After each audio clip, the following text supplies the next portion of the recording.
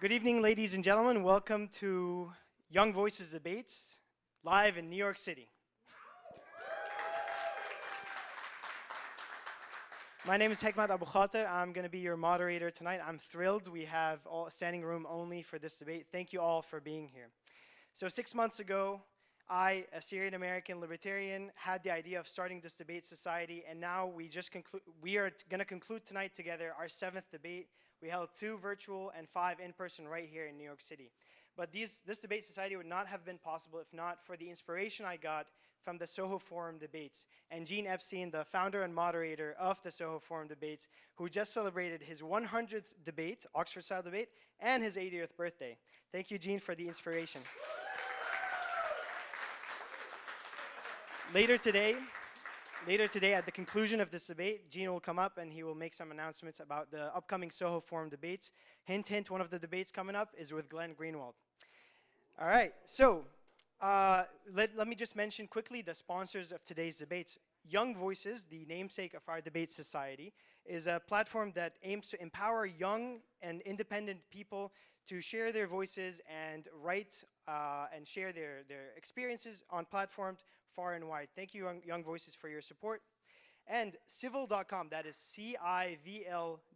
Civil.com is a platform with a mission to become the leading source for ideas that aim to upgrade civilization, for ideas that inspire humanity to explore new ways to organize, thrive by innovating beyond legacy systems. Thank you, Civil and Young Voices, for supporting us.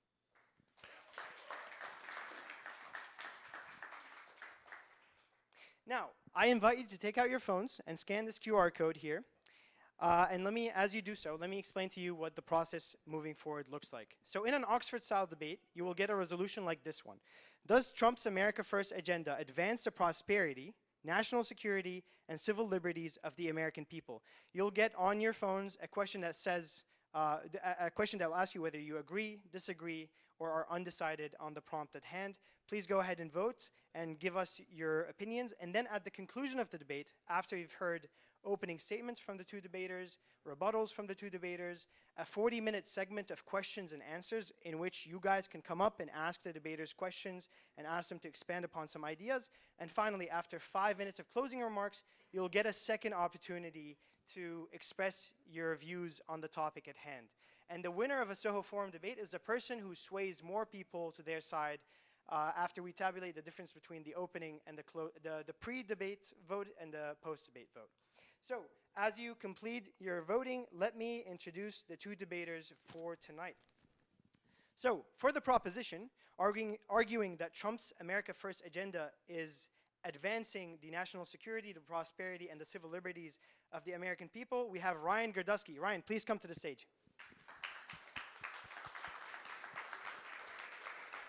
Ryan is the author of They're Not, you're right there, Ryan, thank you very much.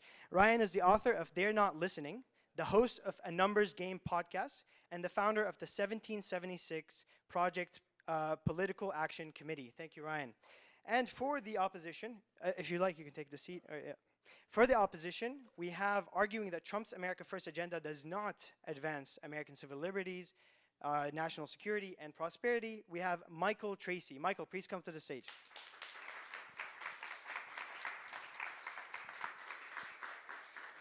Michael is an award-winning investigative journalist. He is now the main guest host for Glenn Greenwald's System Update show. And the Glenn Greenwald System Update show, a show that he regularly conducts on-the-ground interviews, reporting for. And you can follow his Substack at mtracy.net. Thank you both for being with us tonight. Oh, look at that. Hell yeah. Now, folks, I assume everyone had a chance to vote. If not, raise your hand. Oh, okay, please go ahead and scan your QR code. I believe this is Michael Tracey's mom who's going to do the scan. Okay, please scan the QR. Someone help. As we do that, I want to thank everyone again for attending, and I want to thank all the audience who are with us at civil.com, CIVL.com. Thank you for tuning in at home. And I believe we're all good. So with that, take it away, Michael Tracey. Take it away, Ryan, with your 10-minute opening statement. Thank you guys all for being here. Thank you for hosting me. I'm arguing in the affirmative that Trump's administration and the Make America Great agenda is, in the first 4 months, this administration has been working to make Americans more prosperous, safe, and free. What I'm not arguing is that the Trump administration has been perfect or there are things that have happened that I disagree with. I'm not looking for an administration that has no flaws. But on the bigger picture of where we are as a country and where our people are going, it is in a positive place. First, on the issue of prosperity, President Trump's critics have argued that his quest to renegotiate America's trade deals and institute blanket tariffs on all the nations of the world would lead us into a second Great Depression that has proven short-sighted at best. Everyone's read or heard about how the stock market became jittery after Liberation Day before picking back up again and ending at their year-to-date numbers, or close to therefore. What hasn't been focused on is the success of the tariffs and President Trump's ability to negotiate with corporate institutions, both foreign and domestic, to benefit and invest in America. A report by the Alliance Global Trade Survey found that 90% of American companies plan on reshoring their industry in order to avoid tariffs. In our long-standing Cold War with China, President Trump's leadership has pushed companies like Intel, General Motors, Whirlpool, and Lockheed Martin to the United States. All told, dozens of companies have announced their plans to invest more than $2 trillion into American industry, American jobs, and not only in places with tremendous growth like Florida and Texas, but places like Louisiana, Michigan, Minnesota, Pennsylvania, Ohio, Indiana, Central Illinois, and upstate New York. Areas left for dead by the broken and empty ideology of neoliberalism all have a fighting chance because of President Trump's agenda. Places that have been devastated by the neoliberal idea that you could economically and then democratically liberalize China while you devastate the United States is proven unfounded, and it has enriched our primary global adversary. That's all coming to an end. And that's not all. In March, inflation went down by 0.1%, the first time it fell over 5 years, while nominal wages increased by 0.2% from March to April. Egg prices are down, gas is down, wages are up, and consumer confidence is soaring. President Trump has also advanced and mainstreamed the causes of allowing blue-collar workers in the service industry to retain more of their salaries through the no tax on tips, which recently passed the United States Senate by unanimous consent. That was, of course, an idea originated by the libertarian icon and the first man I ever voted for president, Ron Paul. As a result of Trump's economy, sales in new single homes have surged 10.9% month to month, April to March, or March to April rather, 3.3% above the year-to-date expectations. The PMI output index rose to 52.1 in May from 50.6 in April, marking a 2-month high. Analysts surveyed from the Wall Street Journal expected manufacturing to slip back into contraction at 49.8 and service industries actually to go down to 50.6. Both were exceeded. Manufacturing PMI and the Service Business Activity Index rose to 52.3% each respectively. It shows renewed strength and renewed growth in our economy. American consumers are spending more at restaurants, bars, retailers, and on home goods. The economy is stronger despite the fears you were told by people who root against this president and against the American worker. The America First agenda is also making America safer. After years of increasing crime rate initiated by the riots and judicial reform in the post-Ferguson, post-Floyd world, crime is collapsing nationwide. With stability occurring domestically after the fall of the racial reckoning and the push by voters to unseat progressive mayors and district attorneys in San Francisco, Los Angeles, St. Louis, Pittsburgh, Portland, Chicago, Houston, Milwaukee, Boston, Tampa, and Loudoun County, Virginia, President Trump has reignited efforts to bring peace abroad and, most importantly, protect the American borders from the worst invasion from our country since the War of 1812. During President Biden's leadership, more than 14 million people, between known gotaways, border apprehensions, and the ridiculous CHNV scam program, entered our country, and the illegal alien population grew by more than 4 million people, enforcing American sovereignty and the right to defend our borders and make the conditions for who lives in our country is of the utmost importance. While we're early into President Trump's administration, the numbers of known gotaways and border apprehensions have decreased by over 95%, and we're seeing the lowest level of daily apprehensions at the border in 15 years. Even though immigration isn't directly the topic being discussed, it is the most important issue facing our country today. There are millions of reasons why Trump's mass deportation effort is a good thing, and we are lucky enough to have a president to take on this Herculean task, but I'll specifically focus on crime. According to the most recent numbers from DHS, from January 20th to April 29th, ICE arrested 49,847 illegal aliens with a known criminal record. This includes 9,639 assaults, 6,398 DWIs or DUIs, 1,479 weapons offenses, almost 2,300 gang members, 1,300 accused of sex offenders, nearly 500 murderers, and almost 40 suspected terrorists or known terrorists. Tens of thousands of people who had no right to be in this country and have used the weak border policies of past administrations to prey on vulnerable Americans, many of whom are recent immigrants themselves. President Trump also signed an executive order to tackle human smuggling, designated the Mexican drug cartel, who is responsible for more deaths of Americans than the Civil War as an international terrorist organization, and relaunched an effort to target online sex trafficking, resulting in over 200 arrests in the month of April alone, including high-profile cases on the dark web. President Trump's efforts to secure our border and hold cartel members accountable has led to a massive downturn in the underground economy of human smuggling. Human smugglers under Joe Biden's presidency were raking in between $4 to $12 billion annually, about the GDP of Somalia. NBC News reported that under President Trump's policies controlling the border and deporting criminal aliens, their profits have fallen by 80% in the first 3 months alone. Now, lastly, on civil liberties, possibly the most controversial, and the controversial take I'll say is that President Trump is one of the great civil libertarian presidents of our lifetime. Growing up as a millennial, I understood the Republican Party to be an institution set on monitoring how people conducted their personal lives in the bedroom. President Bush caused irreparable damage between my generation and the GOP over his efforts to institute a nationwide gay marriage ban and abortion ban. President Trump not only reset the Republican Party's long and outdated refusal to recognize marriage between consenting adults, but elevated an openly gay man to the fifth in line for the presidency without any controversy or identity politics. True equality is where a man's merit and ability to carry out the president's agenda are all that matters. Scott Bissett is a gay man, and unlike Pete Buttigieg or Rick Grinnell, no one cares. He's not a mascot, and that's good for our country and who we are as a nation. Likewise, the success of the Supreme Court to return abortion back to the states as originally interpreted by our nation's founders was not met with a push by the executive branch to create another nationwide standard. President Trump's willingness to let states be the laboratories of democracy is inherently good for our republic, and even when I don't agree with how states are operating, I have the ability to vote with my feet and live in places that I agree with. All past presidents have refused to acknowledge those ideas of our founders.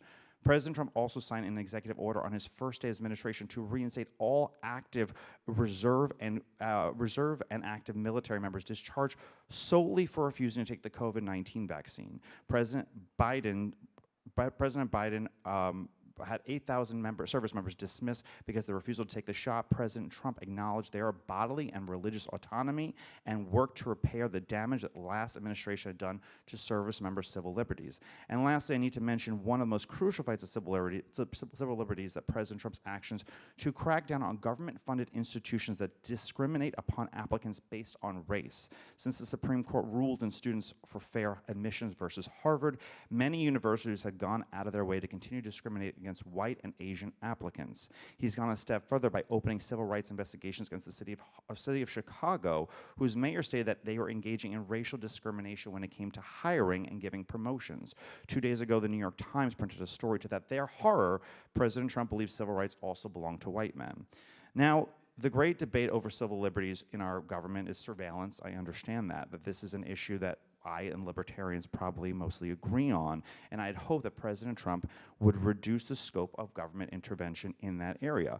I will credit President Trump on something, however. Unlike all other recent modern presidents, Obama, Bush, and Biden, President Trump has not increased the surveillance state to beyond their predecessors. He has not pressured social media companies to withhold information and censor stories.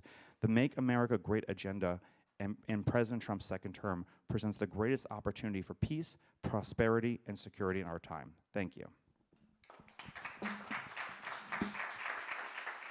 Thank you very much, Ryan. Michael, I think that your mic is right here. Here we go. If you want to stand, you can do that. All right, take it away, Michael, your 10-minute opening I'm going to statement. stand for emphasis. All right, so let me first stipulate that I like to think I am not afflicted by what's sometimes known as Trump derangement syndrome, but so too have I tried to inoculate myself from a lesser known variant known as Trump devotion syndrome, and I admit it can be a tricky balance to strike. I'm one of the very few people with any media adjacency at all who from the outset challenged the spurious premises behind the so-called Russiagate narrative that dominated the entire first Trump presidency, which, as you might recall, posited that Trump was colluding with the Russian state and was sinisterly controlled by Vladimir Putin and so forth. I was a critic of both impeachments of Donald Trump. I was constantly berated that I didn't understand that January 6th was like 9/11 times the Civil War times Pearl Harbor, etc. I closely covered all 4 prosecutions of Donald Trump when he was out of office and criticized all 4 for being specious in various respects and also even pernicious. I should also probably acknowledge that, if I'm being honest, I would probably take the oppositional motion for this debate for whomever administration was in power, because I guess I'm just kind of oppositional by nature, and I have an incorrigible, quote-unquote, contrarian disposition. But leaving that aside, don't take anything that I argue tonight, or don't construe it as any sort of endorsement of the prior administration, any sort of rehabilitation of the Democrats, who still have a lot of work cut out for them to explain why they essentially covered up a president in accelerating states of cognitive decrepitude, and on and on and on. So now to the substance. I think I'd be remiss if I didn't start by dwelling on for a moment the very first major foreign policy proposal that Donald Trump announced in his second term. This was in the first week of February. Of course, who else did Donald Trump invite for his first visit with a major foreign leader but Benjamin Netanyahu, the Prime Minister of Israel? And out of the blue, seemingly, Donald Trump announced that the United States would, quote, take over Gaza, the besieged, war-torn territory that's currently being annihilated with U.S. munitions that Donald Trump accelerated the provision of to Israel.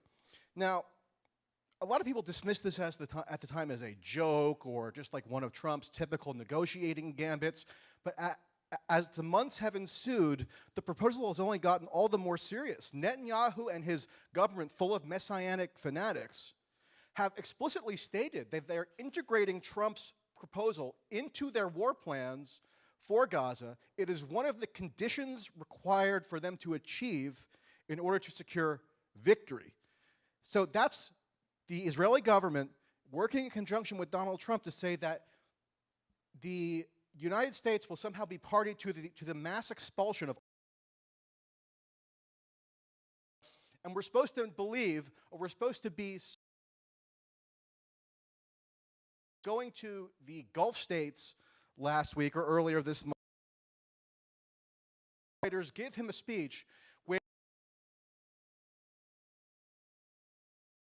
influence of neocons, quote unquote, or people who are obsessed with, quote, nation building.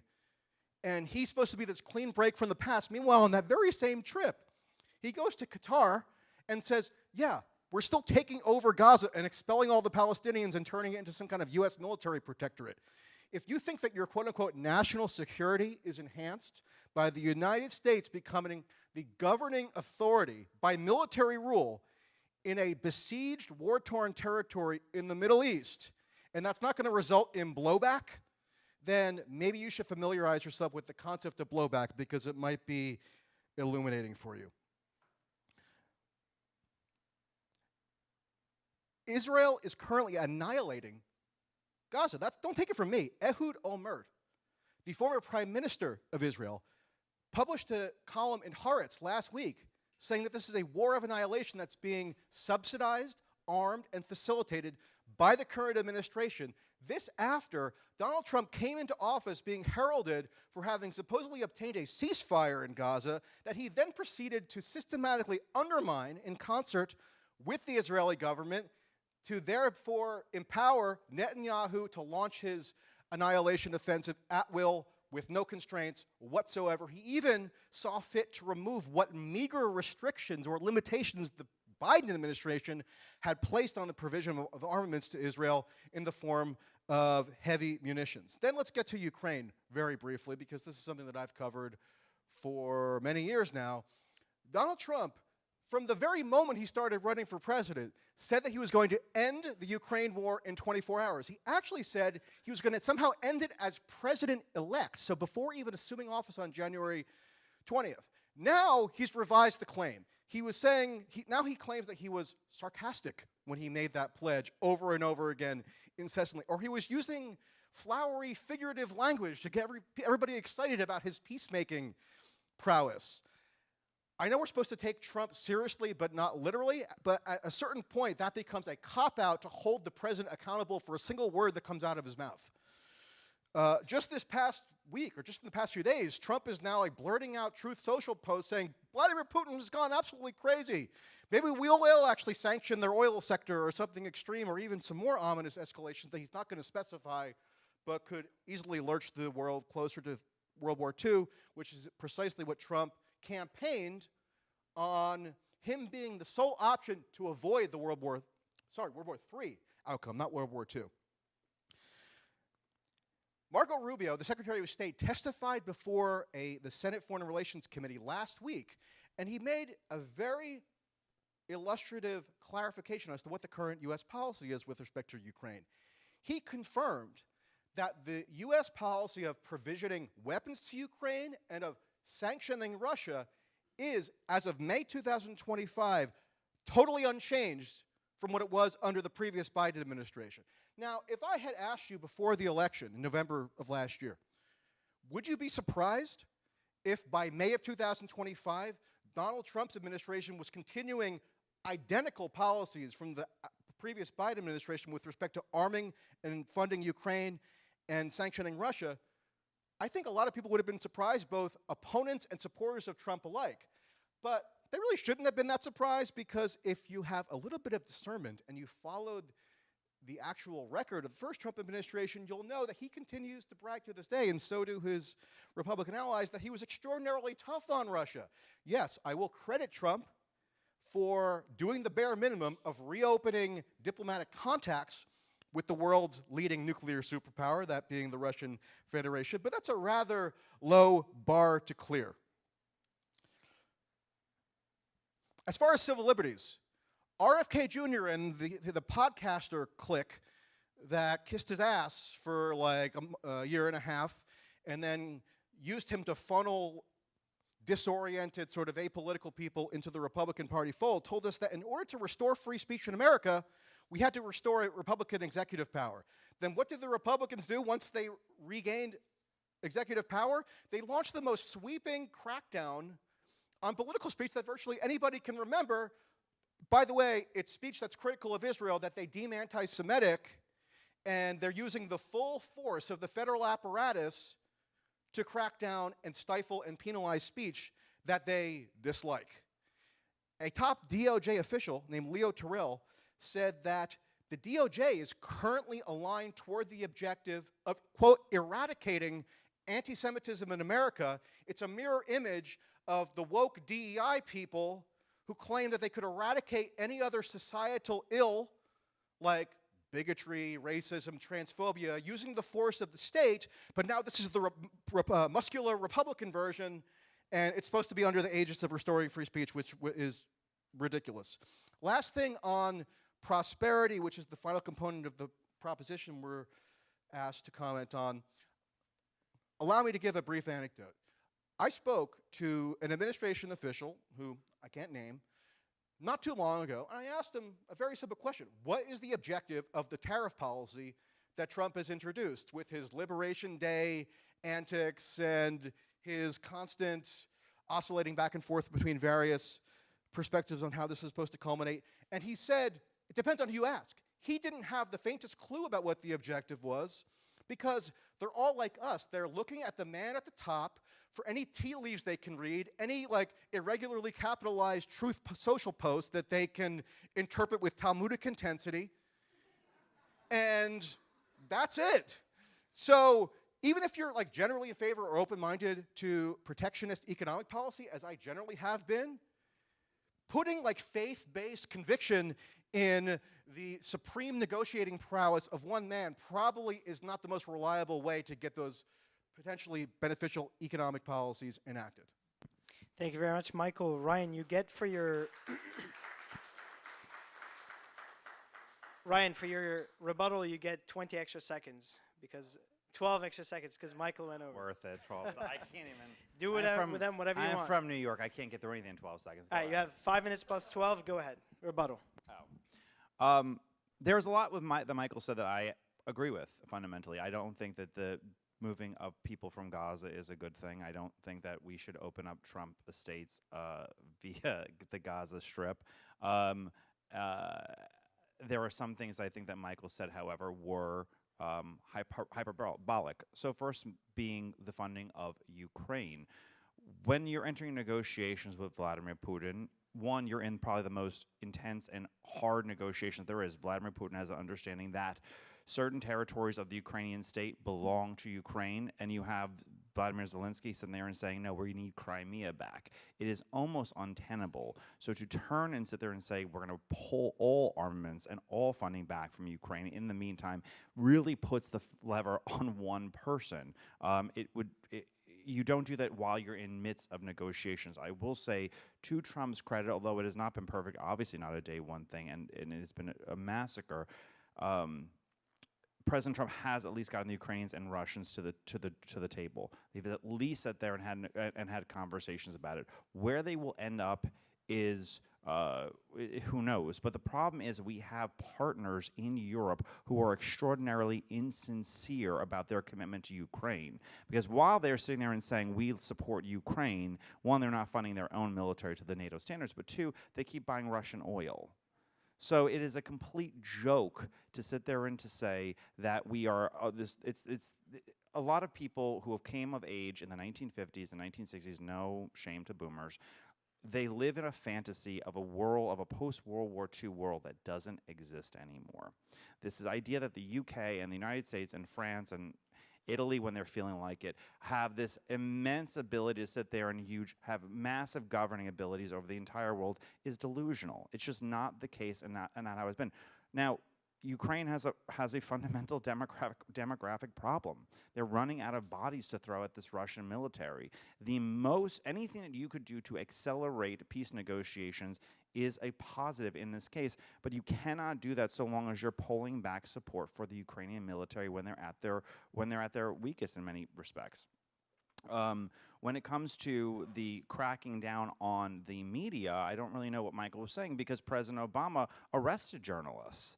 President Biden sat there and made social media not promote stories that they thought was against his agenda with the COVID-19 vaccine. President Bush was very, very had allies within the entire media, like the New York Times and the Atlantic, who were promoting actively the war in Iraq and silencing opposition.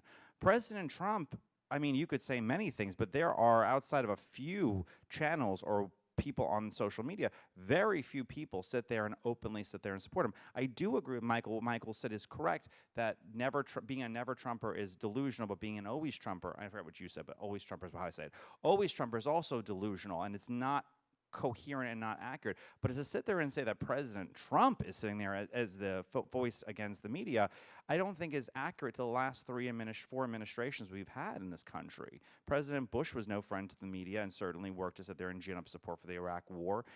Certainly President Obama had arrested journalists, and President Biden silenced stories. So I don't feel like that is where it's at. I understand your energy and your enthusiasm and your passion on the issue of Palestinian people. It is a tremendously complicated and hard time. However, with all due respect, my opinion is that I really want to focus on Americans right now. I understand that it's complicated. I understand there's people all over the world suffering. I understand we have a giant footprint and we are the world's global superpower, world's policeman, and we shouldn't be in that position. But so long as we are, and we've only been there President Trump's only been for the first 4 months, we have to sit there and say, what is he doing for Americans now? And on the subject of Americans and America being America first, President Trump in 4 months has done a damn good job. And I'll leave it there, so. Thank you, Ryan. As Michael stands up and gets ready for his rebuttal, just remind the 4,000 watching online on Civil to ask questions, and everyone here to start thinking of questions and start lining up once his rebuttal is concluded. Take it away for your 5-minute rebuttal. Thank you. Well, I first want to thank Ryan for giving the MAGA case for arming Ukraine. Weirdly, that was absent from the entirety of the 2024 campaign. It would have been nice to hear that argument made to voters so they could evaluate whether they wanted that policy to continue while in office rather than giving the diametric opposite impression, which is not uncommon for politicians, but Trump is seen to kind of float above the ordinary fray of politicking and somehow exempted from ordinary scrutiny. He mentioned that I said that Trump was victimizing the media. I don't think I ever mentioned the word media.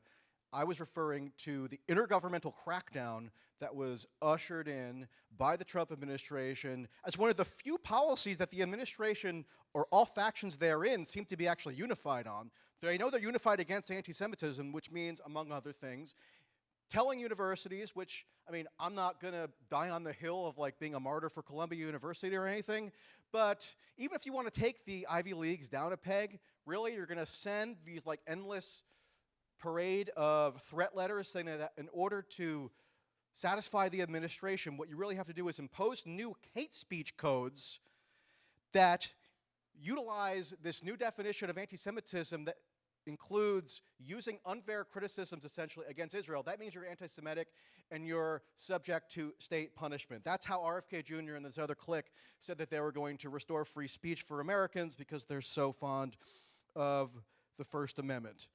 And if you want to focus on Americans, you should tell the Trump administration. They're the ones that are supplying our taxpayer-funded munitions to Israel for use in what the Israeli government explicitly and overtly says is a campaign to, quote, conquer Gaza, and what the former prime minister says is a campaign to annihilate Gaza. So if you'd rather us not focus on that because it's inconvenient, that I can understand because it might not be that great for your argument, but we're reacting to what the current government policy is, and the current government policy is presided over by Donald J. Trump.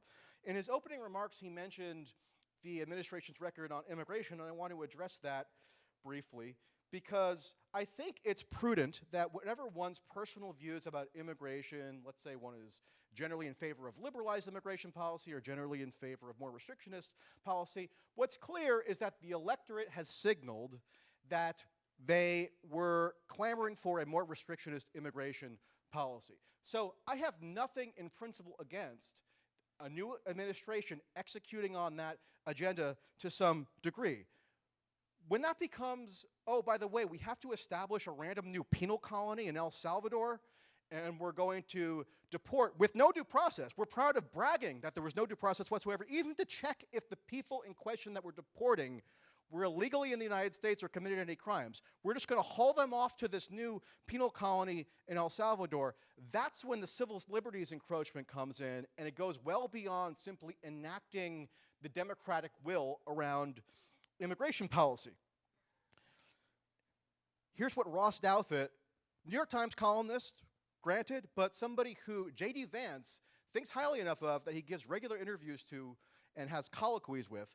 Here's how he described it, quote, and this was him talking to J.D. Vance directly when he was interviewing or bantering with him at the Vatican recently, quote, there are elements of what you might call a kind of war on terror mentality that you're taking vis-a-vis the cartels or people associated with the cartels or people allegedly associated with gangs and cartels that seems to me similar to the approach taken to anyone associated with Islamic terrorism and so on in the aftermath of September 11th. So if you want to import and even make more extreme in certain respects the legal architecture of the war on terror in order to implement a more restrictionist immigration policy, that's where I have to maybe politely object. Because for all that Trump and his associates decided or determined or figured out last fall that they could make a big political piñata out of Dick and Liz Cheney because they had fallen out of favor with the Republican Party and most Americans. And so they were chastising the Cheneys and claiming that they were going to inaugurate or usher in this new era of some kind of national conservatism that left the Cheneys in the past. And then to resuscitate the worst excesses of the Bush and Cheney administration in terms of abrogating civil liberties is a big irony, and not just because of whatever harm it may not or may do to the individual people who are subjected to those civil liberties abridging policies, but because it corrodes the constitutional order writ large. A lot of people recognize this in the early 2000s when it was Bush and Cheney doing it, but if it's Trump and Vance doing it, we're all supposed to think that, I don't know, it's all about restoring American greatness. You get 6 seconds, Ryan. Thank you both for your opening statements and for your rebuttals. And at this point, please start lining up for your questions to ask Michael and Ryan if you have any thoughts or anything you want to examine further. I'll start with inviting the two debaters to ask each other a question as per our tradition. Michael or Ryan, whoever wants to take it away, you can start it off. Okay, so Ryan, just on the issue of Ukraine, which, look, there's a lot of issues we could potentially talk about with respect to any administration, and we're all going to have different areas of focus, so I don't necessarily even begrudge you for not focusing on this issue as much as you might others. However, you will agree that Trump, over and over and over again, at debates, in speeches, in town hall meetings, everywhere he could, interviews, said that he was going to end the Ukraine war in 24 hours. Now, even if you interpreted that with some degree of allowance for it being an exaggeration or truthful hyperbole, as Trump wrote in Art of the Deal, in terms of his rhetorical style, how is it that we're supposed to hold him to account for his campaign promises, just as I would have wanted to hold it to account Joe Biden, Barack Obama, George W. Bush, or anybody else?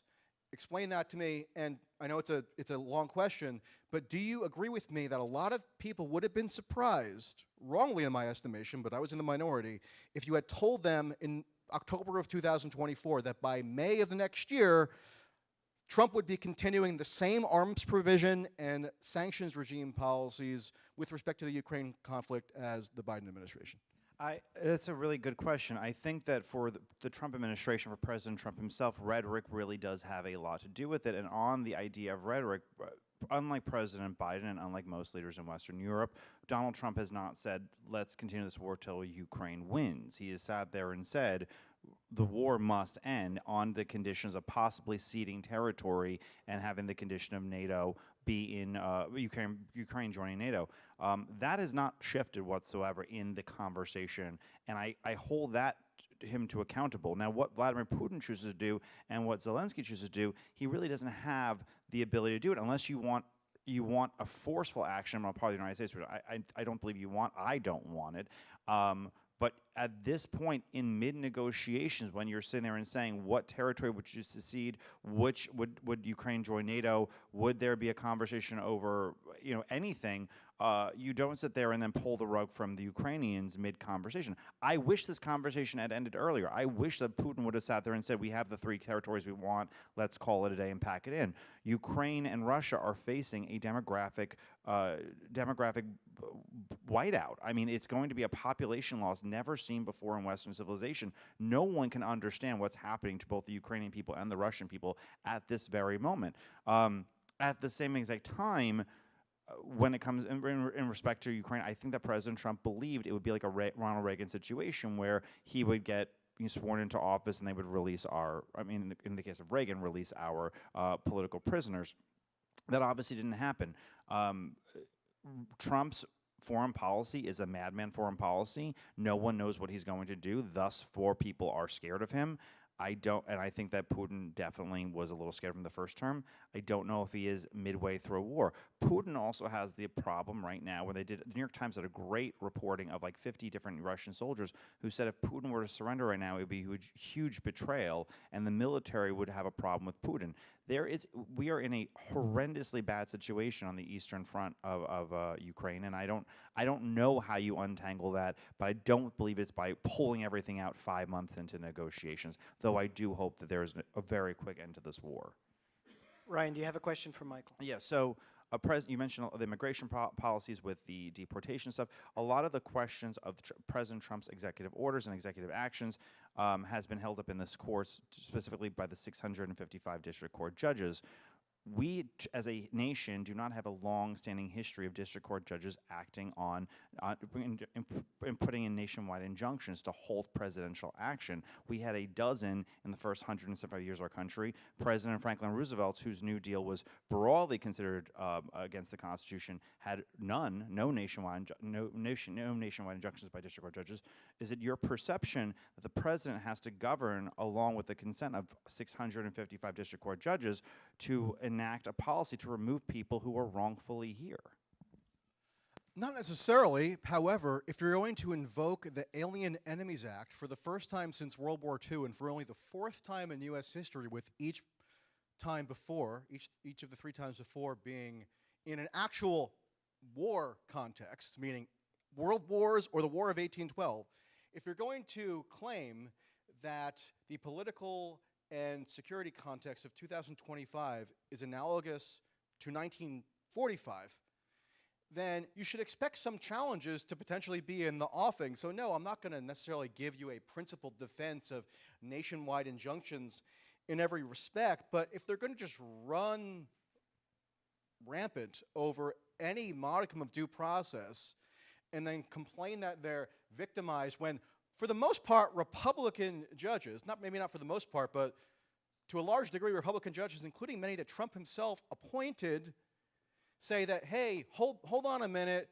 we're not trying to impede in totality your ability to deport unlawful aliens through the ordinary process. However, if you're going to invoke this spectacularly unusual wartime law that has within it the premise that there's an invasion, meaning a state-directed invasion, which they're claiming is from Venezuela, as though Venezuela even has the basic state capacity to like invade Colombia or something, then no, I'm not surprised that there are court challenges associated with that. I'll just quote Antonin Scalia quickly, who I assume now will be denounced as a rhino or establishment squish who's trying to sabotage MAGA. He said, quote, "It is well established that the Fifth Amendment entitles aliens to due process of law in deportation proceedings." So if you disagree with that, if you think that the case law should just be overturned completely because we have to use this obscure and anachronistic statute to deport people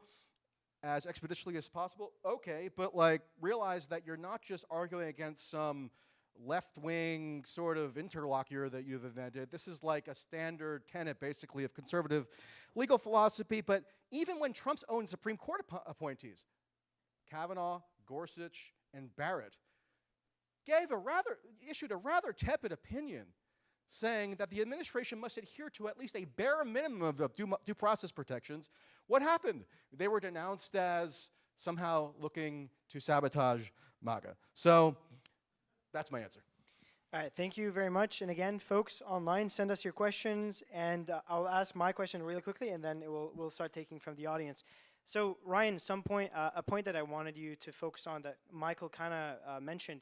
So the Trump administration under RFK, they're considering anti-Semitism to be a pandemic, and they are trying to impose the IHRA, the International Holocaust Remembrance Coalition's adoption or understanding of anti-Semitism, which essentially classifies any criticism of Israel as anti-Semitic. We see that not too far from here, Colombia's Department of Middle Eastern Studies is under custodianship from of the White House, just because they have some research and some scholarship that could be deemed anti-Israel in any sense. So how is that in any way advancing civil liberties of the American people?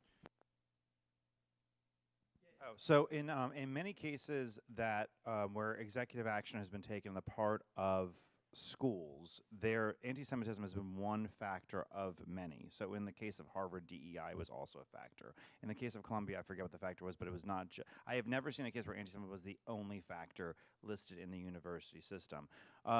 I am somebody who genuinely believes you can be critical of Israel without being anti-Semitic. However, what we are seeing right now is a clear link between anti-Zionism and anti-Semitism, to the point where there is a genuine fear among a Jewish population of being harmed, of being threatened, of being pushed out of school. I don't know when you're at. It's such a small, concentrated group of areas with a small, concentrated group of people that I don't see how federal action in some capacity to protect those people who genuinely fear being harmed, who in several cases have been harmed. There was bricks being thrown at them or stones being thrown at one university. They had to lock themselves in the library. I believe it was at Columbia. At another university, we saw in front of the Israeli embassy 2 people being murdered in cold blood as they screamed "Free Palestine." You can criticize the Israeli government. If someone were to sit there and say, from the Columbia School in Arab Studies, criticize Netanyahu's takeover of the Supreme Court, or whatever happened to the Supreme Court a couple of years ago, there's not an ounce of anti-Semitism in that. At this point, though, they chose to do it after October 7th. Like, it was specific, and I understand the concerns of the Palestinian people. I know Palestinian Christians who have relatives in the area, and it's been detrimental and devastating to them. I understand the idea of wanting to protect them. I find it a little confusing for many of these people who espouse the need to scream genocide that there's no conversation with them about Sudan, South Sudan, nothing about Yemen, nothing about, I mean, half of those universities would host a Turkish president that has denied Armenian genocide. So give me a break. Michael, a quick comment? Yeah, first of all, there's no dearth, I'm going to stand again because that's my habit so far. There is no dearth of criminal statutes that police can use to prosecute people who legitimately assault Jewish students, vandalize property, etc. This intergovernmental initiative goes well beyond any of that. It specifically is meant to penalize and stifle the speech that has no component or connection necessarily to any violent action or any harassing action. What they do is say, we're actually going to adopt this like woke worldview that we pretended to denounce for the past 10 years and say that if an individual student claims that they are somehow harmed or hurt or disturbed by the expression of a certain kind of speech, then that entitles them to redress by the state, and the Trump administration is going to provide that redress at full steam. You know, just to give a little bit of context on this, I think kind of ties the whole issue together from a historical perspective, is that there is an infamous tweet that Donald Trump sent in, I believe it was October of 2015, when he mocked Marco Rubio at the time, who's now his Secretary of State, for being molded into, quote, the perfect little puppet of Sheldon Adelson, who is at that time the biggest pro-Republican megadonor in the country, more or less, and whose singular issue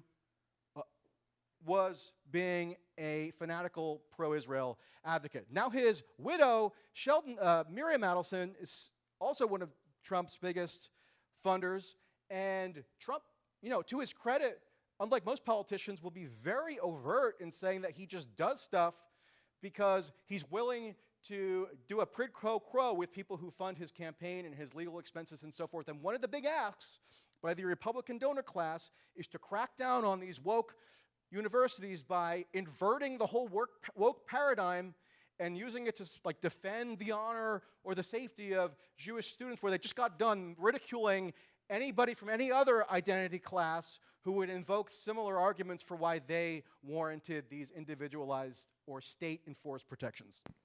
Thank you very much. Michael, a quick question for you. So it is true, considering what's happening in Ukraine, what's happening in Gaza, but let's take the situation in Iran.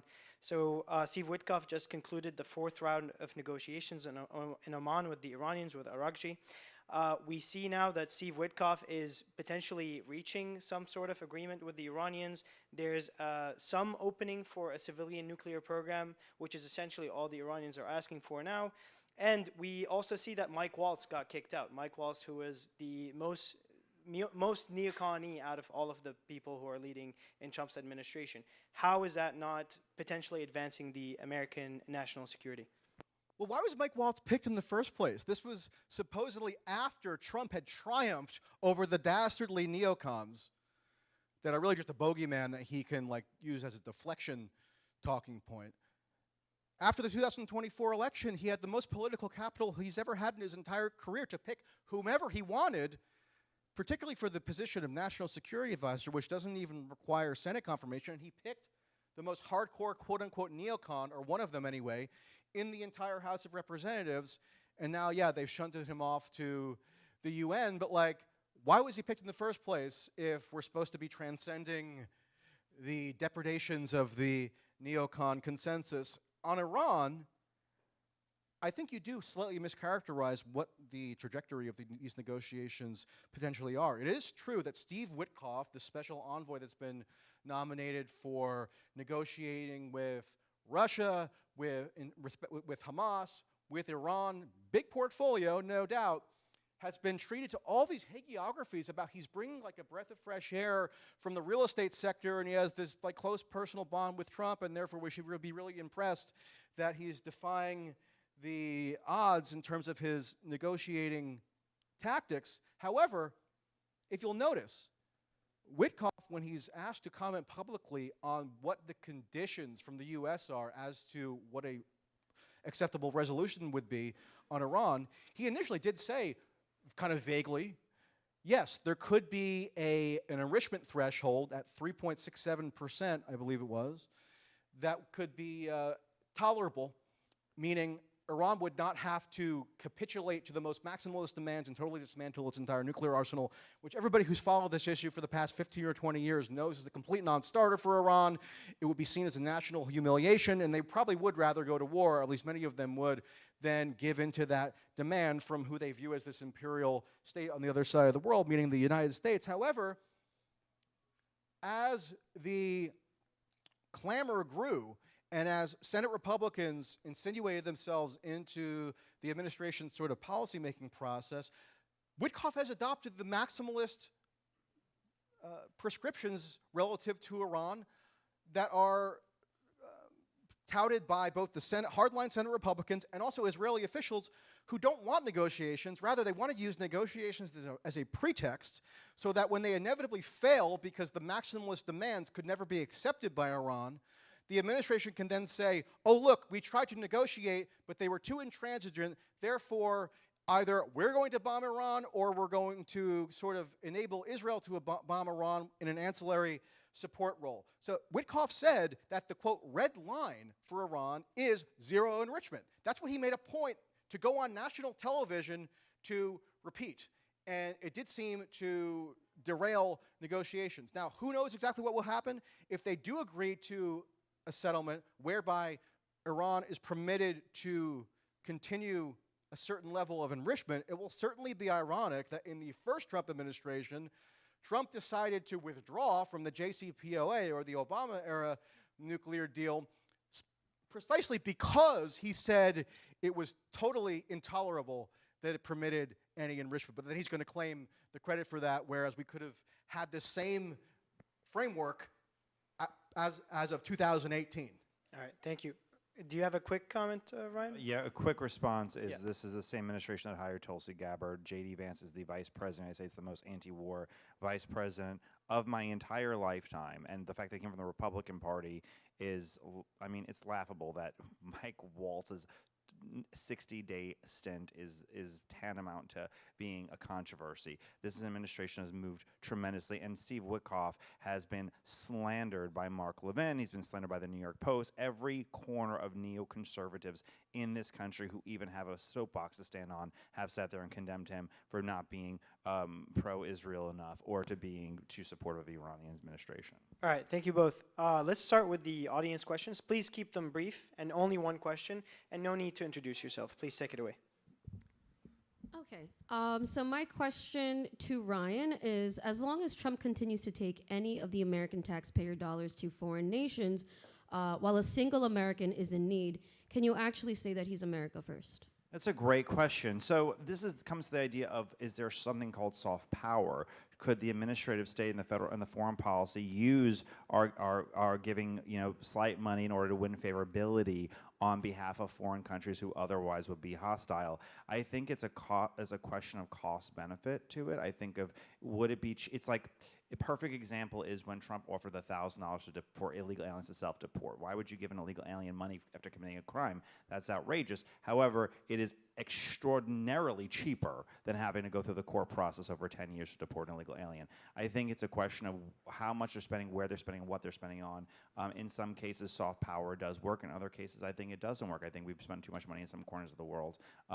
So I think it's an as-case basis. But overall, yeah, for an American first policy, I don't think that any foreign aid period would deter from not being pro-America first. Michael, would you like to comment on the same question? Well, America first can really mean anything. That's the genius of this branding exercise that the Republican Party writ large has engaged in, prompted by Trump. You can have Lindsey Graham going on the floor of the Senate and saying it's America first to oppose the mullahs in Iran, and Israel's an extension of the United States, and therefore we must shower them with all the armaments that they could ever possibly dream of, and that's America first, because what's the definition of America first? Really, if you look back into history, you could say that it's associated with some more thoroughgoing form of isolationism or whatnot, but the first Trump administration was not, quote, isolationist in any real meaningful respect, and yet they still waved the banner of America first, and everybody just sort of bought into it because it was a nice little slogan for people to rally around, and that's what politicians like, to have simplified slogans around which they can rally. I would similarly ask, is it America first to, within like 2 months, decide that you're going to start bombing Yemen and say, oh, we're going to show how Biden, what a wuss he was, because we're really going to go hard after Yemen, and we're going to show that we don't take any crap anymore in this new Trump, Pegstaff, Vance administration, as though Vance is like this big non-interventionist ideologue, which I also find to be a joke given his record. And then within 6 weeks, after basically annihilating Yemen day after day, say, oh, we're now going to abort the mission and claim victory after spending who knows how many billions of dollars, after like F-16s slid off the deck of the warships that they were docked on. And yeah, everybody just kind of celebrates as America first. So I guess that would be my response. Next question, please. Hi. No, can you just start from the beginning of the line? Yeah. Go ahead. Oh, you were in line. Sorry, I thought you got. Go ahead. Yeah. So the Trump administration has chosen to use anti-Semitism rather than anti-whiteness as the tip of the spear against schools. One reason may be is because the Equal Protection Clause of the 14th Amendment and the Civil Rights Act Title VI, which controls for schools, doesn't protect against religious discrimination. It's only for race and national origin. So the question of what's anti-Semitism,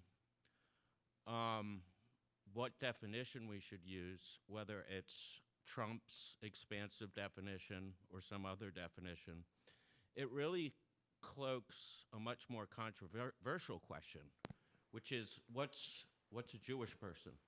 What's Jewishness? Is that your question? Is it a religion? Is it an ethnicity? Is it a national origin? Let's just get to the question. So I guess that's the question. Okay. What is a Jewish person? Do you understand the question? Not really.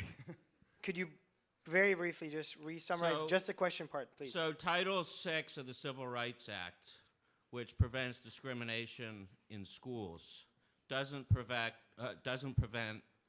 discrimination based on religion. And Trump's definition Okay, determines I think that I got it. it's I think I got it. I think yeah. I get the gist of Okay, it. Look, thank you very much.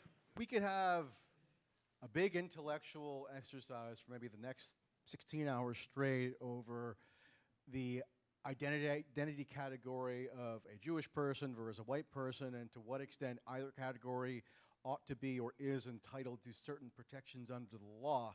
However, it's kind of immaterial because the object of this policy is totally obvious. Now, the purveyors of the policy want us to believe that after October 7th, 2023, there was just this organic and random and terrifying outburst of anti-Semitism that had nothing to do with the fact that Israel proceeded to obliterate Gaza incessantly, and it was just about everybody just realizing that they had this deep-seated animus for Jews when they were obviously reacting to the actions of the Israeli state and the actions of the United States in subsidizing the Israeli state. I'm not denying that on the fringes or on the margins, of course, there are people who do actually harbor anti-Semitic views. My experience is that they tend to be a little bit more prominent on the right than the left these days, although I guess we don't necessarily have to make a definitive calculation there. But either way, the political imperative here is not hidden. It's about stifling dissent, stifling protest, stifling speech, which we're told that these guys wanted to come in order to hold up as sacrosanct, according to RFK's incessant podcasting nonsense. And what do? They go well beyond the Biden administration, whose interventions into social media I do not defend at all. However, what the Trump administration has done is much more brash, much more sort of overt in how they don't even care to give a pretense for respecting the speech rights or the constitutional protections of the people that they want to use state power to penalize. Ryan, a comment? Yeah, I don't know what a Jewish don't have to, person if is. you don't Like want I mean, I don't know. And if they're white, or I'm Sicilian. Am I white? I have no idea. As far as what Michael said, protests against Israel began October 8th in New York City. I saw them with my own eyes. There were dead bodies still bleeding out in Israel, and there were still dozens of people being raped and tortured when the protests, pro-Palestinian protests, started in New York City.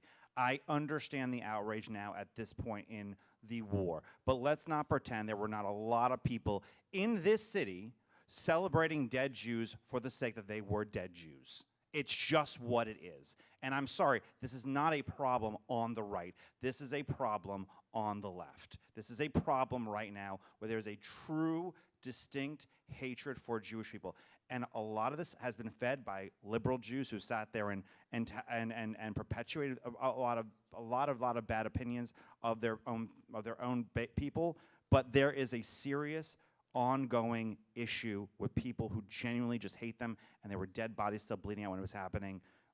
I don't, that's just what it is. Okay, let's take the next question. My question is to Ryan, and it's regarding the tariffs. I call them Schrodinger's tariffs because they exist and they are reshoring jobs while simultaneously they don't exist, and they're just a bargaining tool that we don't talk about reshoring jobs. Then it's to get better trade deals.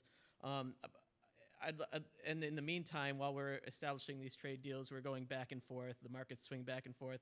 We're making deadlines that we're then refiguring out these deadlines, making new tariffs and everything. I'd like you to address Michael's point that we're just reading tea leaves here and we're creating volatility in the meantime. Yeah, I mean, there is a lot of volatility because I don't think the administration has been very good at broadcasting their exact opinion. Are we trying to move to a more mercantile system? Are we trying to sit there and renegotiate current trade deals? There's obviously an attempt with a 10% across the cut tariff, which has increased. I think tariffs increased 75% year on year as far as what monetary money we're bringing in to the government as far as a tariff cost. There is a genuine tariff against China. That is an absolute thing going on right now, and I think that the Cold War between China and the United States is mounting up. When it comes to our allies, the people that the members of the Atlantic and the New York Times and Kara Swisher's podcast scream over and over, our allies in the European Union, they have massive tariffs over American goods. I don't know if you've ever been to England, but try to buy Hershey's chocolate in England. There's a massive tariff on our candy. There are tariffs on our essential items that we produce in this country, and you can't sit there and say, why would you possibly want to push these tariffs on what they've been doing for us for decades? I think that there is an unfairness waged upon our quote-unquote allies that we have sat there and taken for far too long, and at the same time, we are working towards both a better trade negotiations with our allies and punishing China, our global adversary, because if China does sit there and do something wild like invade Taiwan, we will be up Schitt's Creek without a paddle in a way that you cannot even imagine when we don't have chips when we can't produce chips. It only comes from one place predominantly, and that is Taiwan. I think we absolutely need to decimate the way that China has been using economic warfare against the United States. Everything else, I think, is table dressing, and there's a tariff on everywhere because Trump loves tariffs, period, but it's not destroying our economy. Michael, would you like to come? Yeah. So I don't know if you remember in that week after, quote, Liberation Day, when every conservative influencer in the land was deployed to start a lecture series that you were an out-of-touch elitist if you doubted the utility of the notion that the United States could reshore the manufacturing capacity in relation to like the garment industry or to produce sneakers or other such things that have been outsourced to places like Vietnam and Thailand over the years. And then just in the past week, Trump says, look, I don't really care that much about making t-shirts in the United States. So like within a matter of months, the thing that this whole coterie of people were sent out to argue vehemently in favor of, the president just decided that he was going to discard on a moment's notice. I want to give you a quick quote that I helpfully recorded here from Howard Lutnick, who's the Commerce Secretary. This was in the immediate aftermath of Liberation Day. April 2nd, he was on TV explaining the policy. He said, quote, let Donald Trump run the global economy. You gotta trust Donald Trump. That was his distillation of the nature of the policy. He wasn't giving us some treatise on protectionism. He was saying it's all subsumed into this like supernatural world historic negotiating prowess of Donald J. Trump, and we all have to take like a faith-based leap of faith, or we have to have the conviction that he's going to do right by us as our leader. I just feel like that's a bit of a condescending attitude toward national economic policy. We have our first question from civil.com. Thank you very much. Is Trump's transactional view of international relationships compatible with long-term diplomacy? I think this question is for you, Ryan. More so than the idea, a blanket ideology that democracy works across the world, which was the ideology of both the Bush and Obama administration. We certainly had more stability across the globe when we had authoritarians were basically buying off not to sit there and get terrorists into Europe and into America. Yeah, absolutely, it's more compatible. Michael? Well, the transactionalism is on full display. He goes to the Gulf potentates. He is greeted like some kind of savior figure with horses and swords and big ostentatious ceremonies. And we're all supposed to believe that this is some really inspiring departure from foreign policy consensus because what? He's taking lots of largesse from Saudi Arabia and Qatar? I don't really get it. Look, there might be some individual circumstances in which Trump's sort of non-ideological nature might open up opportunities for diplomatic contacts. I was very happy to essentially support or at least contest the critics' criticism of when in the first term he decided, look, we're going to have personal diplomacy with Kim Jong-un for the first time in history. But then what happened? They didn't actually adjust the underlying policy posture. and the negotiations or the succeeding summits fell apart. And we were told that Trump 2.0 would be radically different. He wouldn't have people like Waltz, who is just like the latest incarnation of Bolton. He certainly wouldn't have somebody like Marco Rubio, who was like neocon #1 in an earlier era, running the State Department and also the de facto national security advisor, because Trump had learned his lessons and he was finally going to shed these neocon constraints that unfortunately beset him in the first term. I don't see much evidence that that's happening. All right, thank you. Next question. Yes. What's really nice about this debate is it seems you two are not quite as far as a lot of the other debates on your, and I think that's really good. But someone has to win the equivalent of the Tootsie Roll. So I hope this will clarify things. So Ryan, to you, do you really believe that Trump cares about civil? I'm not talking about one particular civil liberty, or everyone has their own pet issues, but do you think he really is a civil libertarian, fights for civil liberties, or he's just better than, not, or I should say, not as bad as the other presidents? And Michael, you talked about how we talked about Miriam Allison. He's got tremendous pressure on him. Trump does on all sides, or several sides. Do you think, is Trump in any way different from the other presidents, like markedly different in a good way for, that advances, the what we're talking about here for Thank you very American much. people? Ryan, you can start. That's a great question. That's the question of, is Trump a passionate ideologue on many things? I mean, tariffs, I think immigration, but I don't know if Donald Trump ever read John Locke, or if he's ever had a big conversation over the ideology of civil liberties. However, on a guttural instinct, Donald Trump does not approach the positions of gay rights, abortion rights, of veterans not taking a shot, of a multitude of issues on discrimination from the perspective of a pure ideology. That is something that is refreshing, because it is conditional to where most American people are. And as I work in political consulting most of the time, I worked for many races, and fairness is an American ethos, right? We believe in the idea of fairness. So that is where Donald Trump's ethos has been. Now, not perfect, not 100% of the time, not the ideal man, but we don't live in the ideal world. So on the conditions of, is he better than people in past administrations who have point blank pursued an authority vis-a-vis the executive government, the federal government, to control how we operate our lives? No, President Trump absolutely is a better civil libertarian on those issues. Is he, could he write a treatise on us? Could he write a paper on it? Probably not, but we're not looking for that as a president.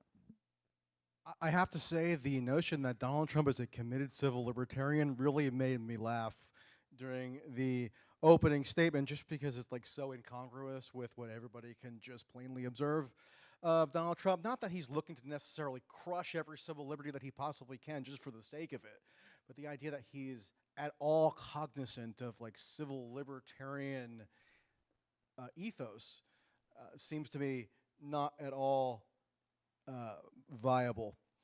So is he different than past presidents? Yes, he has a much different rhetorical style. He probably won the Republican primary in 2016 because he mastered the art of Twitter, now X, and he could send out pithy, humorous statements that the entire media would scramble to cover at a moment's notice, and he commanded the news cycle at will. So I'm not denying at all that he's a media genius, as evidenced by his career history in reality television, and that does indicate something that is new and different, just in terms about how he conducts the bully pulpit of the presidency. Obviously, Biden was in no position to like go around sort of hamming it up and rattling off snarky sort of riposte to people. However, like, look at the first Trump administration and tell me what exactly was so revolutionary in its departure from prior administrations. Was it like attempting to do regime change in Venezuela? Was it like was it doing corporate tax cuts? that the Republicans put all their political capital in and are doing a variation of that as we now speak with the big, beautiful bill that Trump is himself pushing and exploding the national debt, and only you have like one guy or two, like Rand Paul and Thomas Massie, saying, look, hey, I thought we all pretended to be fiscal conservatives for like 2 seconds, which we do literally every election cycle, so that people will think we're going to be responsible stewards of the public trust. I just don't see that much different on a policy level, with a few exceptions here and there. North Korea diplomatic contacts I cited. But then again, Trump's predecessor, Barack Obama, opened up the diplomatic ties with Cuba. Trump closed them. Obama did an Iran deal and had direct contacts through his administration with that regime for the first time since 1979, which was a big departure. And we're not really having debates about how Barack Obama was this huge breath of fresh air and like everything that preceded him was in this distant, anachronistic past. So I think there's some weird double standards that get applied when analyzing what Trump actually does. Thank you. We're about running out of time, so let's take a couple of quick questions, but keep them as brief as you can. So this is a question to Ryan. Currently, the national debt exceeds $36 trillion, and this year we're paying almost $1 trillion just in interest payments alone. That's $1 trillion of hardworking American taxpayer money that doesn't fix roads or fund healthcare or build infrastructure. It simply enriches private creditors. And meanwhile, we're running a $1.9 trillion budget deficit this year, meaning we're borrowing even more and compounding these interest payments with even higher interest rates nowadays. So this problem is accelerating. How does an agenda that takes $1 trillion every year from hardworking Americans to enrich private creditors while also adding $1.9 trillion more to the debt represent prosperity for the American people? That's a great question. So the 1.9 trillion was the last year under President Biden, not under President Trump. We're estimating this year will be also That's be an 1.9. estimation, but that does not include increased money brought in from the tariffs. That does not include what the actual reconciliation bill will include. President Trump notably went to the Congress 3 different occasions during this term, 7 last term, asking to close the earned interest loophole, asking to create a millionaire's tax for people who make $2.5 million per individual, $5 million per couple. It was the Republican Congress that rejected those things. So if President Trump had the authority of a king, I'd sit there and say, wow, you have such a great point. He could have sat there and fought for this budget and made it even. I don't think you would get Democrats to cut any part of the federal government aside from DOGE, which is not even in the federal government. And Republicans, they won't do it either. That is the problem right now with Congress. Congress has allocated most of their rules to federal power. Federal power is too large the executive power is too large, but the executive power has no ability to sit there and cut the spending. So I agree with you. I wish the Republicans would have went for President Trump's agenda to close it, carried interest loophole, to increase taxes on millionaires. People make $2.5 million as an individual, $5 million as a couple, which he went there 3 times to ask for. But they didn't. And that's the problem of congressional Republicans, and congressional Democrats refuse to even come to the table to have a conversation about it. Yeah, I'll be quick. Ryan, you know that Donald Trump has an extraordinarily potent bully pulpit. He can pick and choose winners of Republican primary races as he pleases. So if he prioritized this return to fiscal sanity or fiscal responsibility that a lot of people want to impute to him as something that he deep down wishes he could do but just can't because of some ill-defined political hurdle, he could do that. He has chosen not to because they did something really politically clever with this incoming administration, which is Elon Musk gives, like, what was it, $300 million. Nobody thinks that that's like any kind of troubling thing in terms of oligarchic control of U.S. politics. But anyway, he gets to like kind of run the government or play act as running the government through this Doge enterprise.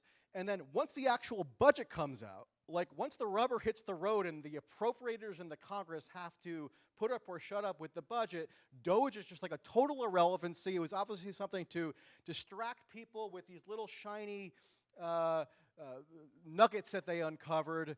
When, if you go back to Barack Obama, George W. Bush, Bill Clinton, they all came in doing this routine where they wanted to modernize and introduce technological innovation to the government, and that was supposed to save a lot of money. They did a new variation of that this time, but because Elon Musk is this outsized figure and we're dismantling the deep state, blah, blah, blah, people assigned way too much significance to it. And don't take my word for it. Read the bill that Trump himself is pushing for and demanding that Republicans fall into line to support, because it has nothing to do with what people were enticed to believing about Doge. I want to take the 26 seconds I turned up before. Go ahead. Because that is absolutely not the truth. President Trump offered a bill, push a bill to sit there and have paid maternity leave. Congressional Republicans turn it down. Reduce H-1Bs. Congressional Republicans turn it down. Reduce H-2Bs. Congressional Republicans turn it down. Taxes on millionaires. Congressional Republicans turn it down. Close interest loopholes. 8 times they turned it down. President Trump does not have the ability of a king. I know that that's what you hear from social media. That is not true. Congressional Republicans many times do their own thing. 26. Who work on campaigns. That is All right, folks, listen, we're running behind a little bit on time, so we have one more question on civil and 3 more questions here. We'll read them out, and hopefully you will address them in your closing statements. How does that work? So maybe take notes. Everyone's awake. How about you take some notes on your phones if you can. So the one question that is coming from civil, thank you for 9,000 people watching online on civil. If Trump had one civil libertarian bone in his body, why would he be going after Thomas Massie, the only civil libertarian in Congress? And then can we have the last 3 questions, but very quickly, and they will try to address your questions in their closing remarks. Please take it away. Okay, so this question, I guess, is mostly for Ryan, but it can be for both of you. It's clear that Congress is bought and paid for by the banks. Trump won twice, honestly, probably 3 times, propelled to power by the MAGA blue-collar workers. MAGA is the default now, but is Trump really the representative of MAGA? How can we have an America First policy when it's clear that the America First brand is still run by banks and not we, the people? Thank you. Next one. This question is also mostly for Ryan, but it can be for both. Go ahead. Okay, so you mentioned about the campus situation during October 7th that a lot of the people were praising what's called Hamas or whatever happened with killing people, right? So that's all fine and dandy, but that's still in some form or sense free speech. Unless they were actually inciting violence. So do you think that that's still justifiable for Trump to go after people for speech? Thank you. And the final question from Benito, please. Hey guys, thanks for a great debate. Question for both of you. What do you each see as the benefit and the cost of protectionist policy? Okay, awesome. Thank you very much for the questions. Thank you for everyone watching online. And at this point, we'll take it away to the closing remarks. Ryan, you have the stage, 5 minutes. Okay, great. I'm still writing down the questions. Okay, so first on Thomas Massie, I ran Thomas Massie's first super PAC to help get him elected. Very proud of Thomas Massie and all he does. I think that they have a bone of contention over a number of policies and Massie's willingness to sit there and be a voice of opposition, whether Trump likes it or not. And it's not just against Trump. It's a million people that Massie has waved his own flag. He's kind of like Ron Paul. And I don't know if anyone will be able to defeat him in the future because he's special in that congressional seat. But I just think they don't like each other. Just put it short. Is the America First a brand run by banks? Such a great question. So here's the way it works. As somebody who works on campaigns, has worked on Shady Vance's and Thomas Massie's and a million other, Brandon Gill's. No, it's not run by banks, right? It's not like they have an endless series of caches. Most congressional seats are won because most seats are in non-competitive districts. Most are won in primaries for less than $1 million on the whole. What they're usually run by is just when you get into the minutia of Washington, D.C. When you get to be one of 435 or one of 100, you have very little ability within yourself, and there is a hive mind mentality among many things. Also, the people running for Congress generally believe most of those things. They believe most of those things. They are divorced from their constituents, from the working class constituents, because working class people, which is true in America, it's true in the UK, it's true all across Europe, the working class people don't run for office. They don't create political revolutions. It is a revolution of the wealthy. My screensaver went up. Okay, benefit of protectionist policies. If we can sit there, perfect example was what happened with U.S. Steel right now. U.S. Steel, the original policies under the Biden administration was far worse than the $14 billion dollars that President Trump was able to renegotiate to hire 100,000 people opening a new steel mill. Protectionist policies are the ideas that were championed throughout the entire early part of the 20th century under Ronald Reagan, who every open-minded neoconservative, traditional Republican stalwarts, Ronald Reagan used protectionist policies to save American motorcycles. I mean, we were going to go under from Japan, and Harley Davidson was saved because President Reagan issued protectionist policies on Japanese motor vehicles, on Japanese motorcycles. We've seen successes that happen, period. The idea that there is never any point where any government intervention has ever been used for the benefit of the overall public is just not true. It's not true in our own history. Barry Goldwater, probably the most libertarian senator that was elected in the 20th century in this country, lived in a state that was developed and built by government intervention. Our rocket policy, our nuclear policy, everything was built because of engineering by the government. The internet, which we are streaming on, was created by the government. There are good things that it can do. It doesn't mean it's always good. It doesn't mean mass intervention is good. But sure, intervention sometimes does work out, right? It does work out in some cases. I want to get to my closing statement, which is this. Michael makes some very compelling arguments, and I understand a lot of where he comes from. However, Michael lives in the world of his ideal and not the world as we see it, which is immensely complicated with many moving parts.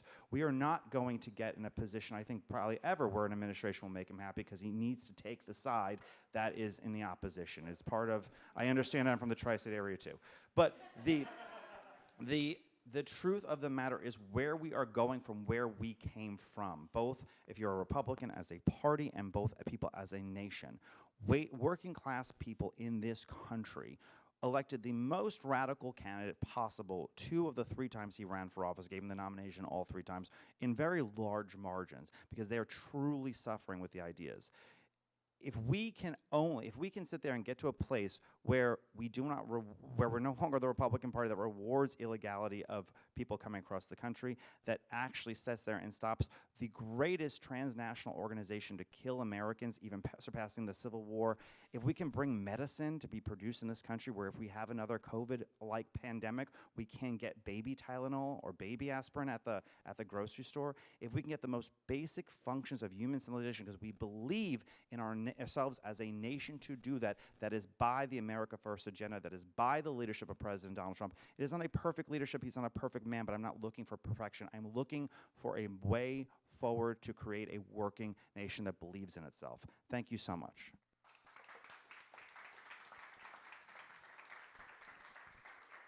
Michael, your 5 minutes closing. So run through the questions and then give my own closing statement, right? Okay, so why does Trump have it out for Thomas Massie? Not a big mystery. Thomas Massie is an extreme outlier in Congress, probably representing something like 0.05% of anybody who's ever served in Congress, in that he has an independent political constituency. He has actual principles he adheres to, whether or not you might agree with them, and he's not a total party hack. So, of course, that's going to run afoul of the kingpin of the Republican Party at present, who is Donald J. Trump, who is pushing measures that Massie could never in good conscience support, because if he did, it would show him to be a total fraud as to the national debt or as to other issues around which he actually does have a genuine conviction. So, Trump called for Massie to be primaried in 2020 because he didn't vote for the COVID bailout, and they seem to have some sort of meeting of the minds or buried the hatchet slightly, and now he's calling for him to be primaried again because he's voting against these budget bills. So it's simple. Trump is in charge of the partisan direction of the current Republican Party, and if anybody slights him in that respect, they are thrown out the door. Somebody asked, do you think that praising Hamas, this was directed at Ryan, but I'll just address it briefly, do you think praising Hamas would make it justifiable for the speech of the person who was praising Hamas to be penalized by the state, whether criminally or otherwise? Well, the Trump administration and many other Republicans, including Ron DeSantis, who is also the hero of lots of people who think that they're doing something radical politically, decided that what they would do after October 7th is start fabricating claims that by even praising Hamas, saying something that could be construed as favorable toward Hamas, you were providing material support to Hamas and therefore subject to criminal penalty under statutes that make unlawful providing material support to, quote, terrorist groups. And it gets back to the immigration point, which is that, again, you can favor restrictionist immigration policy, but if that's going to be part and parcel with unilaterally decreeing that vast new categories of persons are now terrorists because the president, totally on his own volition, with no checks and balances, decided so, then I think that might be a bit of an impediment as to actually implementing an immigration policy in a rational way, and does harken back to the dark ages of the George Bush and Dick Cheney administration, which we were all told were being repudiated by the new right as manifested by the Trump 2.0 team. Cost benefits of protectionist policies. Look, I've never claimed to be any kind of economist or somebody who makes studying protectionism one of my main pursuits in life. However, I do want to quote from, handily enough, Rand Paul, who said, quote, "The tariffs are simply imposed by presidential fiat, by proclamation, governed by one person who assumes all power by asserting a so-called emergency is the antithesis of a constitutional government." So I can be agnostic about the efficacy of tariffs, but if they're going to be implemented by ginning up a bogus emergency so that one man with no checks and balances whatsoever can decide with total caprice that he's going to stick, I don't know, Madagascar with 130% tariffs for no particular discernible reason, then I find myself a little wary. And to conclude, in his 2024 campaign announcement speech, Trump said that if he were given a second term, he would, quote, dismantle the deep state. Wow, sounds great. What's he doing?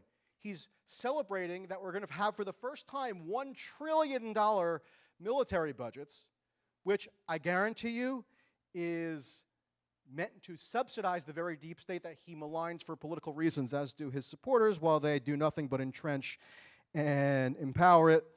He marketed himself as a candidate of peace. That's what J.D. Vance said, direct quote, which is usually what Americans tend to want, but he's currently fueling the annihilation rampage of a fanatical messianic government in the Middle East. And like I've been saying quite often, he said he wants to restore free speech, and then he proceeded to launch a relentless campaign to punish disfavored speech.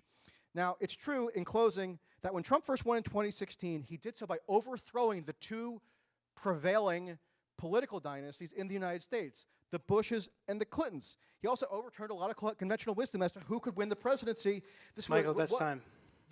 One last sentence? One last sentence. This was a historically unique opportunity to actually bring the prosperity potential that we're talking about. However, I think as I've established, the reality has been a little bit more complicated. All right, thank you very much, both of you.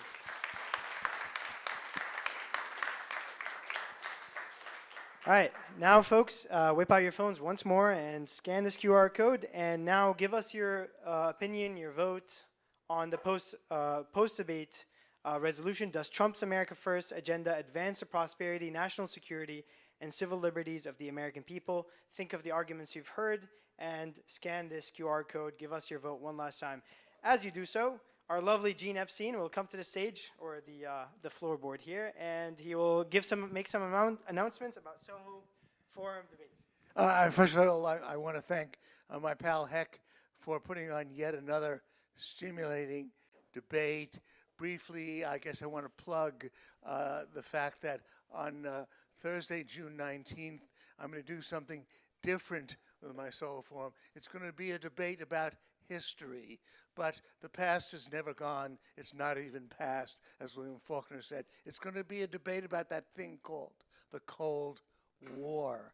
There is a guy, one of my debaters, who's coming out with a book called The Cold War as a Deception and How It Haunts Us Today. Opposing him will be one of the most prominent defenders of America's role in that thing called the Cold War, which supposedly lasted from the late 1940s to 1991, but in the opinion of the revisionists, still haunts us today. So a debate about an important element of history with which we're still living on June 19th. And again, the second mission of my Soho Forum is always to have an after party, to get together. People come over to our loft apartment. My wife serves delicious food. That starts at around 8:30. By 11:30, I'm asking the people who remain to take it to an all-night bar because we have a lot of fun, and the debaters also come to the parties, so you get a chance to talk to them as well and to establish friendship, community, and mutual interest in topics that matter to us. So that's June 19th. I can shut up now because you. Tell them about the Glenn. Oh, okay. So good. I don't need to talk about the Glenn Greenwald debate because that's going to sell out no matter what. Look up thesohoforum.org, thesohoforum.org, and you'll find the Glenn Greenwald debate listed for August. The other part is we just had a debate with Dave Smith versus Alex and Rasta on immigration, and it was a sold-out crowd. It's had an enormous number of views. It's on the issue of immigration, a very divisive issue between libertarians, and it was an incredible evening. It's preserved, as are all our debates, on video and on podcast. Go to thesohoforum.org to view that debate that took place just last week, the debate on immigration between Dave Smith and Alex and Rasta. A great clash of views, and now I should shut up. Okay. Thank you very much, Gene. All right, folks, I have the results here. So we'll first go through the first question about American prosperity. The change in percentage goes for the proposition with 10% change towards Ryan's position. Congratulations there. As it comes for the question of national security, the change also goes to proposition to Ryan. Congratulations. And finally, civil liberties. It goes to Michael Tracey, the opposition. But that means that you have won, Ryan Girdusky. The proposition wins this debate. Thank you very much, and thank you all.